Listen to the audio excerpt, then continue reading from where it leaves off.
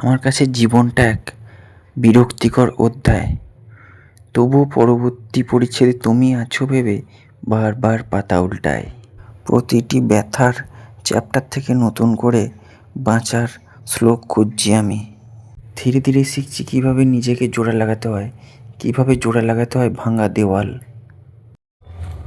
ঠিক ছোটোবেলায় যেভাবে বাবার কাছে কাগজের নৌকা বানানো শিখতাম, ঠিক ছোটোবেলায় যেভাবে মায়ের কাছে হাত ধরে রাস্তা হাঁটতে শিখতাম,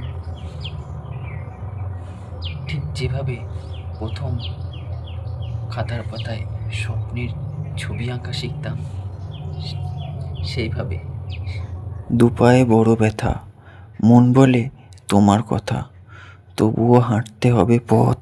জীবনে চলার মধ্যখানে এসে কি করে ভুলবো তোমাকে দেওয়া আমার শপথ। যদিও জীবনটা আমার কাছে এক বিরক্তিকর অধ্যায়।